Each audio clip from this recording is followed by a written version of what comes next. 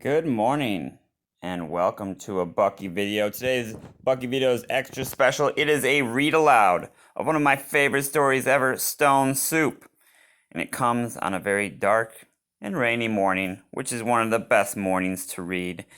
So this is a folktale by, no one actually knows who it's by because it's been told for a long time, but it's retold by Heather Forrest.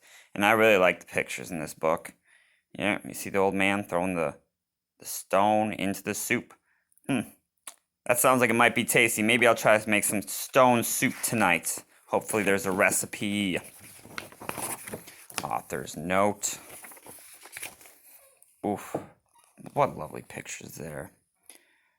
There was once a comfortable little village nestled in the mountains. The people who lived there had more than enough to keep themselves content. One day, two travelers came along. Their coats were tattered. Their hats were torn. Their dusty shoes had holes in their soles. Hungry and tired, one traveler said to the other, "Surely someone here can spare a bit of food." There they are. Oh, wow. They are looking a little ragged there.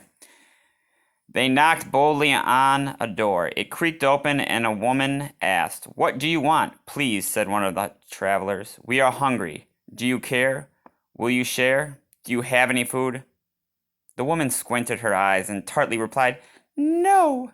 She quickly slammed the door shut. Oh, next house. The travelers walked a little farther down the road and knocked on another door.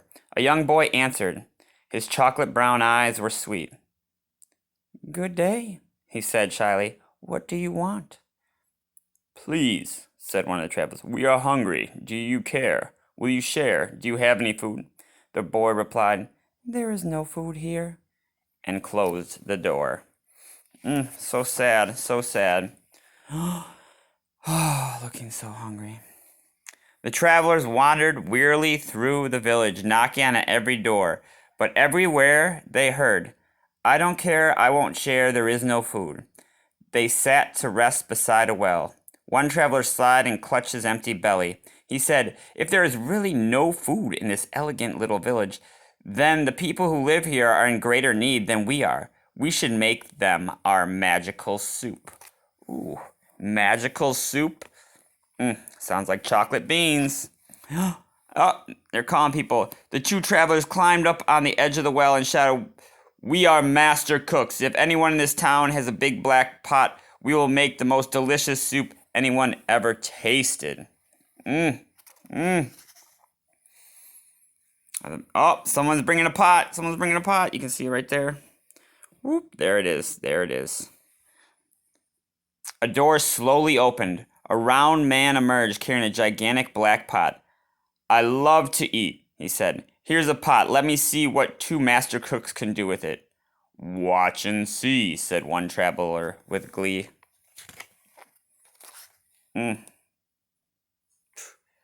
The travelers filled the pot with cold water and built a fire. Soon the flames licked the sides of the pot and billows of steam rose into the air.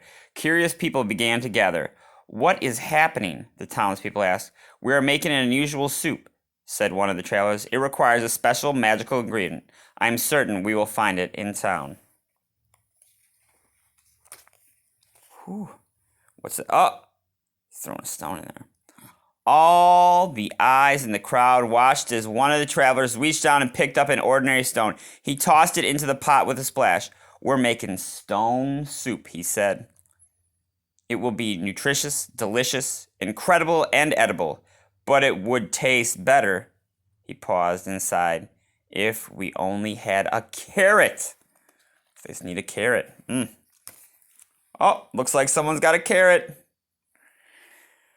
"Where would we find a carrot in this town?" the other traveler asked. "We knocked on every door, and everywhere we heard, 'I don't care, I won't share, there is no food.'" "Then perhaps we cannot make the delicious soup after all," they both announced with a sad shrug of their shoulders and began to turn away. A child timidly raised her hand and said, "Wait! I might have a small carrot." "Excellent!" shouted the travelers. "Bring what you've got. Put it in the pot. We're making stone soup. This magical soup would taste even better if we had a potato, they added. A deep voice in the back of the crowd called out, I have a potato. Wonderful, shouted the travelers. Bring what you've got. Put it in the pot. We're making stone soup. It would taste better still, they said, if we had just a few more ingredients. There's the guy with the potato. Look at that. Look at that. Very realistic. Looks like a photograph. Impressive. Perhaps, said one villager, I could bring a green bean. Well, said another, if you are going to bring a green bean, I will bring a kernel of corn. I shall not be outdone, cried another. I will bring an egg noodle. Wow, look at them. They're all bringing all this food. One by one, voices announced, I will bring a slice of celery. I will bring a pinch of pepper. I can bring a sprig of parsley. I might have a tiny turnip. Well, why are you waiting? Cried the travelers. Bring what you've got. Put it in the pot. We're making stone soup. Oh,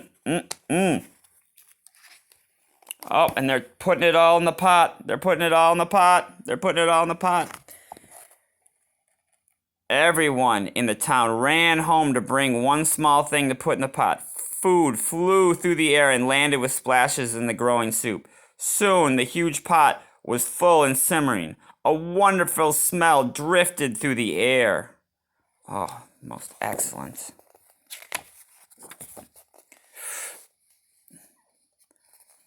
Oh, look at all, they're all lined up for the soup now.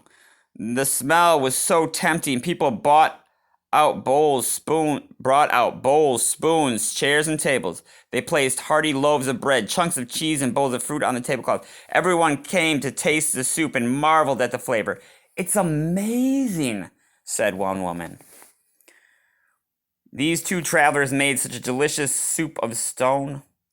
Out of a stone, said the travelers with a grin and a magical ingredient. Sharing. Oh, I think I just figured out the moral of this story.